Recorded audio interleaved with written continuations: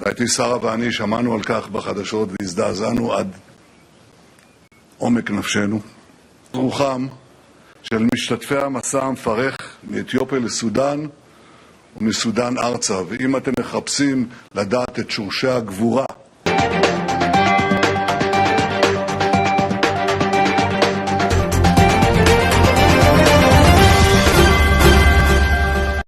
oduu teenyaa jalqabaatiin namoota lammiilee Itoophiyaa lama ajjeesan irratti tarkaanfiin akka fudhatamu ministeerri muummee Israa'el gaafatan.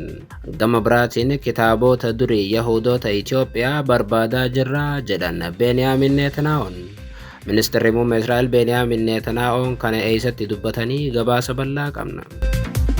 Oduu biraatiin barattuu hin seene Tafarii of ajjeesuun rifaatuu uume.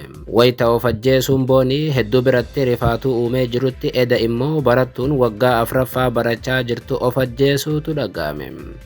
Maaliif kan jedhu bal'inaan dhageessu. Oduu biraatiin Girmaa Xurunaa mana hidhaa keessatti argamus pirezidaantii mootummaa naannoo Oromiyaa waliin yeroo baay'ee wal arguu xiinxalaan siyaasaa obbo Jawaar Mohammad saaxilan. Jawaar bakka itti Girmaan hidhames kan beeksisan yoo ta'u garuu Leencoo Lataa gama isaatiin Girmaan ofiif mana hidhaa turuu filatee jedhan. Dubbii Jawaariif Leencoo Lataa bal'inaan dhageessu. Oduu teenyaa xumuraatiin immoo pirezidaantiin Ameerikaa Iraan irratti waraana biraa guddaa banuudhaaf marii gaggeessaa jiraachuun himame. Tiraamp gama isaatiin ergaa dabarseen yeroon Iraan dhumataa jira jedhan. Gabaasa bal'aa dhageessu akkam jirtu daawwattootaaf hordoftootaan olee Global Media oduuf odeeffannoo teenya guyyaarraa tokko jennee jalqabneeti jirra. Odeeffannoo teenya ijoo isaa madhageessan guutuu isaa isin biraan geenya haga xumura sagantaa teenyaatti dhaggeeffachuun yaada qabdan gara koomentiitiin nuuf barreessaa. Viidiyoon teenya namoota hedduu biraa akka dhaqqabduuf immoo laayik, sheer, sabskiraayib godhuun dagatinaa isiniin jenna kallattumaaniin gara gabaasa bal'aattiin isin qajeelcha. Oduu teenyaa jalqabaatiin namoota lammiilee Itoophiyaa lama ajjeesan irratti tarkaanfiin akka fudhatamu ministeerri muummee Israa'el gaafatan. Gama biraatiin kitaabota durii Yahudoota Itoophiyaa barbaadaa jirra jedhan Beniyaamin Netanyaa'oon. Beniyaamin Netanyaa'oon kana kan dubbatan guyyaa yaadannoo Yahudoota Itoophiyaa imala biyya Israa'el irratti du'aniif gaggeeffame irratti ture. Haaluma kanaan waajjirri ministeera muummee Israa'el Yahudoota Itoophiyaa kumaatamaan lakkaa'aman imala Itoophiyaa irraa gara Suudaaniin Jerusaaleemitti taasisaniin lubbuu isaanii darbe yaadachuuf hawaasa walitti qabuun ibsame. Guyyaan kun guyyaa yaadannoo kan dinqisiifatamuudha jedhu Yahudoonni Itoophiyaa Israa'el galan. Yaadannoon warra imala kana hin xumurre yookaan karaatti du'aniif godhamu kun kabaja hamilee amantii ofiitiif of kennuu isaaniitiif akkasumas ammoo seenaa isaanii himanii dhaloota ifuuf dabarsuudhaaf kutannoo qaban kabajuuf dabrees ammoo seenaa mootummaa Israa'elii fi uummata Yahudoota keessaa kutaa addaan hin baane akka ta'etti fudhatamam. Guyyaan yaadannoo Yahudoota Itoophiyaa Israa'elitti kabajamu. Akka seenaan ibsutti guyyaan yaadannoo Yahudoota Itoophiyaa kun Yahudoonni waggoota dheeraadhaaf naannoo Amaaraa keessa jiraataa turan osoo gara Israa'elitti imalaa jiranii karaatti du'u wal qabatee guyyaa yaadatamudha. Yookaan immoo Memorial Day for Ethiopian Jews jedhamee guyyaan kun guddoo kabajamam. Guyyaan kun akka sirna gaddaatiif guyyaa biyyaalessa Israa'elittis ilaalamam. את עוז רוחם של משתתפי המסע המפרך מאתיופיה לסודן ומסודן ארצה, ואם אתם מחפשים לדעת את שורשי הגבורה, Yahudoonni Itoophiyaa beeta Israa'el jechuudhaan of waaman dhibbaan lakkaa'aman bara 1980 gara dachee Israa'el galuudhaaf lafoodhaan biyya Suudaan qaxxaamuranii turan. Kanaanis yeroo sana hedduun isaanii lubbuun darbe. Imalli sun dheeraa, dadhabsiisaa, beela, dhukkubaaf haleellaa dhiittaa mirga namoomaa kan qabu yoo ta'u namoonni gara 4,000 imala kanarratti akka lubbuu dhaban himamam. Yahudoonni Itoophiyaa kun yeroo sana gara Israa'elitti imalaa kan turan Israa'el duguggaa sanyii Filisxeemota irratti raawwachuu dachee Falasxiin qabachuu hordofeetim. Yahudoonni Itoophiyaatis weerara raawwatame kana hordofee dachee Falasxiin irra qubachuuf ture. Isaan ammoo Israa'el jedhanii waamu. Sirni yaadannoo tibbana gaggeeffame kunis waggaa waggaan tulluu guddoo Mount Herzl jedhamu irratti gaggeeffama. Mootummaan Israa'el aarsaa guddaa hawaasni kun kaffaleef ni galateeffata jedhama. Akkuma waggoota dabre dheengaddaas ministeerri muummee Israa'el Beniyaamin Netanyaa'oon sagantaa guyyaa yaadannoo kanarratti argamuun ergaa dabarsaniiru. Netanyaa'oon yookaan yakkamaa waraanaa Gaazaa keessatti daa'imman fixe sirna kanarratti dheengadda argamuun akka jedhanitti obboleewwan koo hidda dhaloota Itoophiyaa ta'an nama dhugaa keessan beekuuf arra Jeerusaalemitti argamuun keenya waan salphaa miti jedhan. Namoota 4,000 Jeerusaalem ga'uudhaaf karaatti du'an guyyaa hunda ni yaadanna isaan nu waliin jiru jedhan. Gama biraatiin ajjeechaa dargaggoota lama kan hidda dhaloota Itoophiyaa ta'an Israa'el keessatti tibban ajjeefamanii irrattis ergaa dabarseera Netanyaa'oon. Yamaanuu Zalqaatiif Destaa Ochakkol dargaggoota hidda dhaloota Itoophiyaa Israa'el keessatti dhiyoo ajjeefaman keessaa yoo ta'an, ministeerri muummee Israa'el Beniyaamin Netanyaa'oon hayni dargaggoota kanaa akka ba'uuf hojjechaa jirra jedhan. Dhuma baatii Eblaa ijoolleen sun lamaanuu Yahudoota gara jabeeyyii Itoophiyaanota jibbaniin akka ajjeefaman miidiyaaleen Israa'el gabaasaniiru. Ajjeechaan kunis Peetaa Tikvaatiif Beershevaa keessatti akka raawwatame miidiyaalee Israa'eltu gabaase. Lammiileen kun lamaanuu hidda dhaloota Itoophiyaa akka ta'aniif Israa'el keessa akka hojjetan ibsame. Ministeerri muummee Israa'el dhimma kanarratti maatii waliin haasa'uu ibsuun ajjeeftoota seeratti akka isaan dhiyeessinu waadaa galleerraa jedhan. וכך כולנו הזדעזענו ממעשי הפשע הנתעבים בפתח תקווה ובבאר שבע.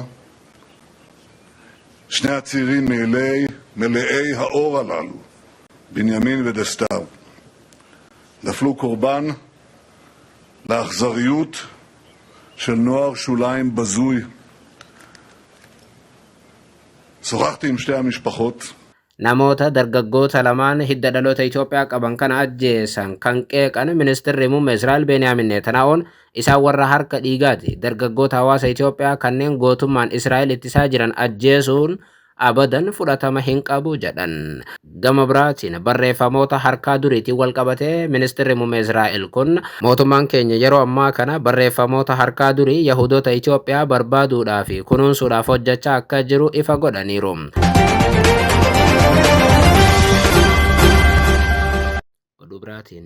Barattuu hin seene Tafarii of ajjeesuun rifaatuu uume. Wayita of ajjeesuun boonii hedduu biratti rifaatuu uumee jirutti eda immoo barattuun waggaa 4ffaa barachaa jirtu of ajjeefteetti jedhame.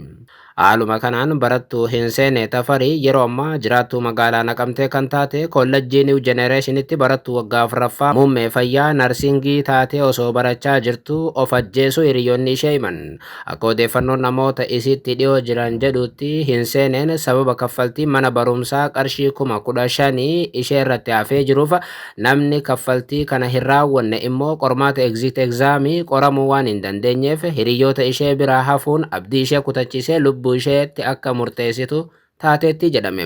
Oduun tun dhugaa ta'uu fi dhugaa ta'uu dhabuu isaa eejeeme qaama walabaarraa ammatti mirkaneeffachuu baatus namoonni kollejjii tanatti barattuu tana waliin turan kun dhugaa ta'uu ibsu. Taateen of ajjeesuu dubartoota kun ji'a osoo hin guutin yeroo lammaffaatiif kan dhaga'ame yoo ta'u abdii kutannaan qarreewwanii hammaachaa jira jedhame. Torbaanota dura ture miidiyaa hawaasaa gubbaatti dhageettii guddaa tan qabdu boonii waaqtolaa of ajjeesuun rifaatuu uume kan ture. Oduu biraatiin Girmaa Xurunaa mana hidhaa keessatti argamus pirezidaantii mootummaa naannoo Oromiyaa waliin yeroo baay'ee wal arguu xiinxalaan siyaasaa obbo Jawaar Mohammad saaxilan.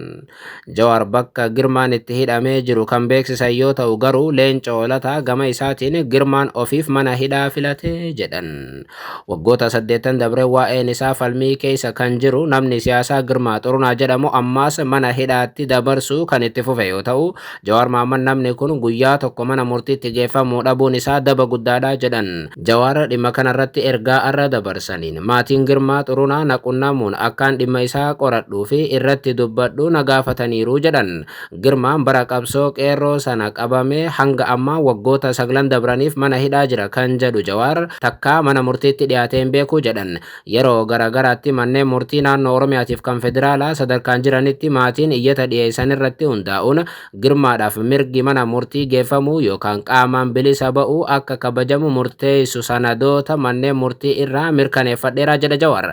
Haa ta'u malee poolisiin Oromiyaa nama Girmaa Xurunaa jedhamu harka isaa akka hin jirre ibsaa ture haalaa ture jedhan. Garuu qorannaan gama kiyyaan godheen Girmaa Xurunaa Dirree Dhawaatti qabamee ji'oota muraasaaf Cirootti erga hidhamee booda gara Bishooftuutti fiduun kaampiilee poolisii Oromiyaa garagaraatti hidhaa turuu irra geeraa jedha Jawaar. Yeroo ammaa kanaas magaalaa Bishooftuu kaampii humna addaa Oromiyaa iddoo Qeeraa Harree jedhamutti argamu keessatti hidhaa akka jiru mirkaneeffadheera jedhan.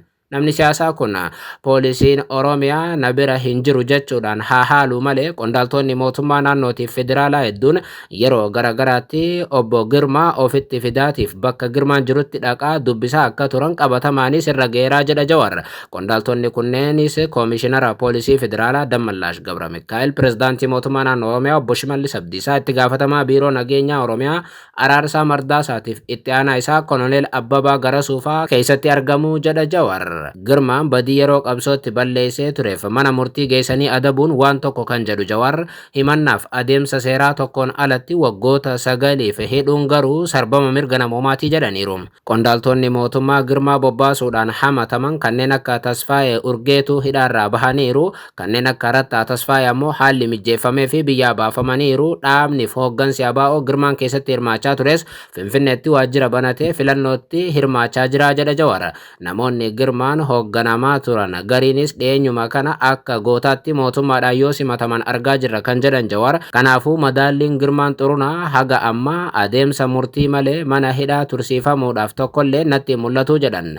Dhimma Girmaa Xurunaa arra ifatti haa barreessuu malee kana duraas warra mootummaa gaafachaa tureera kan jedhan Jawaar. Bara 2018 haga 20 yennaa ABO fi mootummaa jidduutti dubbii qabbaneessuudhaaf yaalaa turreetti gaaffilee ABO'n kaasaa ture keessaa Girmaa Xurunaa dabalatee hiikamuun hidhamtoota siyaasaa tokko ture jedhan. Anis jara koree teeknikaa abbootii gadaa waliiniif dhuunfaanis yeroo garagaraatti ministeera muummee Itoophiyaa Abiyyi Ahmad, Biraanuu Tsaggaa'ee, abbaa alangaa federaalaatiif Dammallaash Gabra Mikaa'el hunda waa'ee Girmaa gaafachaan ture jedhan. Sababa yeroo saniif arraas ifanaaf hin ta'iniin dhimma gurbaa sanaa furuudhaaf hayyamamoo hin turre jedhan. Kanaafuu ammaas taanaan Girmaa Xurunaas ta'ee hidhamtoonni kamuu mirgi adeemsa mana murtii keessa dabruu yookaan bilisaan gadi lakkifamuu akka kabajamuuf irra deebiin nan gaafadhaa jedhan. Jawaar Mohammad kana barreessanis garuu faallaa kana qondaalli siyaasaa guddaan Oromoo obbo Leencoo Lataa kitaaba seenaa isaanii tibbana eebbifame keessatti akka himanitti Girmaan ofiif mana hidhaa turuu filate jedhan. Akka Leencoo Lataa kitaaba isaanii keessatti barreessanitti taanaan Girmaan basaastuu wayyaanee ta'uu fi amma immoo Jaal Daawud Ibsaa ajjeesa jechuudhaan mana hidhaa keessa jiraachuu akka filate ibsa. Leencoo Lataa kanaaf ragaawwan adda addaa dhiyeessee kitaaba keessatti kaa'eera. Oduu teenyaa xumuraatiin pirezidaantiin Ameerikaa Iraan irratti waraana biraa guddaa banuudhaaf marii gaggeessaa jiru jedhame. Tiraamp ergaa dabarsaniin yeroon Iraan dhumachaa akka jirus beeksisan. Haaluma kanaan pirezidaanti Doonaald Tiraamp marii waraana Iraan waliin jiru dhaabuudhaaf adeemaa jiru waan danqameef Iraaniin yeroon gahaa jira jechuun akeekkachiisan. Sossa'uu qabu saffisaan yookaan immoo wanti isaanirraa hafu homtu hin jiru jechuun miidiyaa hawaasummaa isaanii gubbaatti kataban. Dubbiin isaanii kan dhaga'ame erga ministeera muummee Israa'el Beniyaamin Netanyaahuu waliin gaafa dilbataa mari'atan booda akka ta'e miidiyaan Israa'el Times of Israel jedhamu waajjira Netanyaahuu wabeeffachuun gabaaseera. Gama kaaniin miidiyaan Iraan akka gabaasetti Ameerikaan qabxiilee waliigaltee Iraan waraana dhaabuudhaaf dhiyeessite irratti fedhii hin agarsiisne yookaan yaada hin jijjiirre jedhu. Miidiyaan Iraan Maahir jedhamu akka gabaasetti Ameerikaan ejjennoo ishee yoo hin jijjiirre mariin ni danqama jedhu. Tiraamp jalqaba torbaan dabree waliigalteen dhukaasa dhaabuu Ameerikaaf Iraan haala baay'ee hamaa keessa jira jedhanii turan. Tiraamp yaadota Iraan Ameerikaatti ergite kana kuffisanii guutummaan guututti fudhatama kan hin qabneef waan balaafamaa piece of garbage jedhanii waaman. Dubbi himaa ministeera dhimma alaa Iraan Ismaa'il Baaga'ii immoo yaada Iraan dhiyeessite itti gaafatama kan qabudha jechuun ibsan. Yaadota Iraan dhiyeessite jedhame miidiyaan Iraan Tasniim gabaase waraana dirree hundarraa dhaabuu, humni galaana Ameerikaa buufatawwan doonii Iraan danquu akka dhaabuu fi haleellaan biraa Iraan irratti akka hin raawwatamne wabii kennuu kan dabalatu. jechuudha.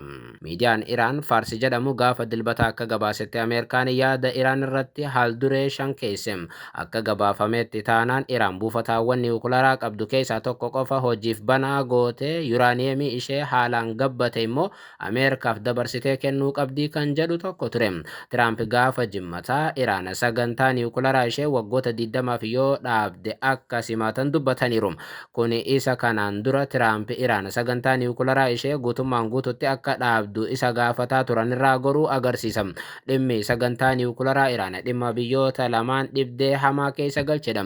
Ameerikaa fi Israa'el gurraandhala 28 Iraan irratti kanaan wal qabatee haleellaa qilleensaa banuun ni yaadatama. Waliigalteen dhukaasa dhaabuu biyyoota lamaan jidduu waliigalame gara caalu kabajameera yookaan waliigaltee sana hordofee waraanni hamaan Iraan irratti gaggeeffamaa ture yeroof dhaabbateera. Paakistaan kana hordofee biyyoota lamaan mariisisaa turte. Kun kanaan osoo jiru pirezidaanti Doonaald Tiraamp dilbatuma kalee isaa miseensota olaanoo garee nageenya biyyaalessaa isaanii waliin wal arguun waraana biraa guddaa Iraan irratti banuudhaaf mari'achuu isaanii maddeen walga'ii kana beekan CNN itti himaniiru jedhame.